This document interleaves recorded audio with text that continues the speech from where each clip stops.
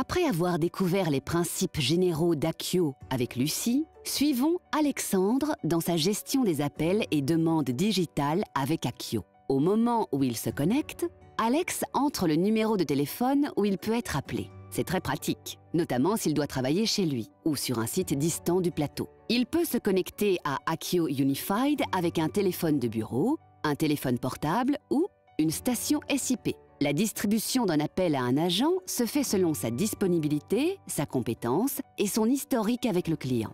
Sur la gauche de l'écran, on trouve le menu contextuel. Il comprend notamment la liste des dossiers à traiter et un tableau de bord.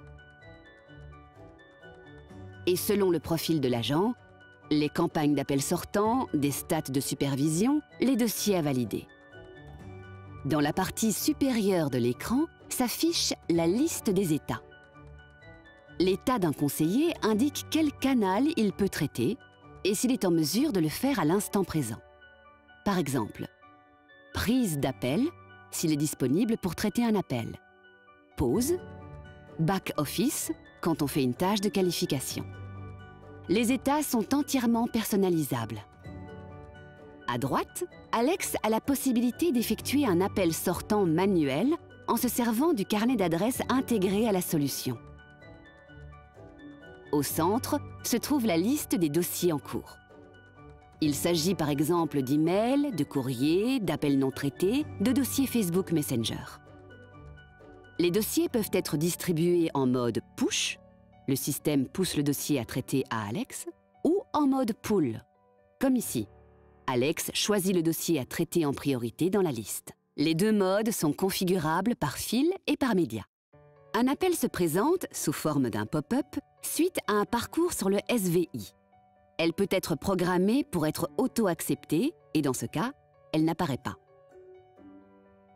Ici, Alex l'accepte. Son téléphone sonne. Il décroche.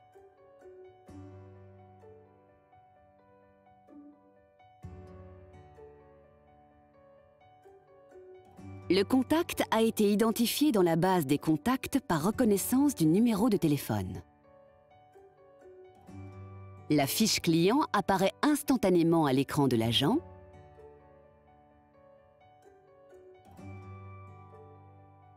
avec en exergue l'historique des 3 derniers événements, et ce, quel que soit le média. En dessous, une zone de saisie permet à l'agent de préciser certaines informations sur le dossier en cours de traitement. Sur la droite de l'écran se trouve la boîte à outils. Elle comprend la fiche contact, l'historique de relation, la base de connaissances et la qualification. Le bandeau télécommande va permettre à Alex de gérer la conversation. Il peut mettre l'appel en attente, effectuer un appel consultatif, effectuer un transfert, requalifier l'appel et l'orienter vers une autre file, raccrocher et éventuellement agir sur l'enregistrement en cours.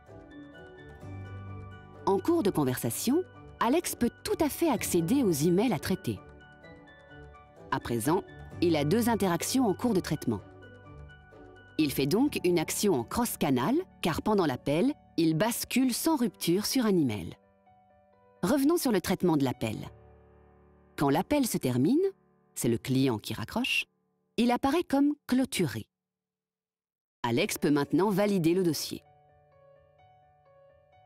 Alex qualifie le dossier, le type de contact et la problématique adressée par le client au téléphone. Quand l'appel se termine, un compteur se déclenche, laissant le temps à Alex de finaliser le traitement du dossier. C'est le wrap-up. Pendant toute cette durée, Alex sera considéré comme injoignable et pourra donc effectuer les tâches de back-office associées.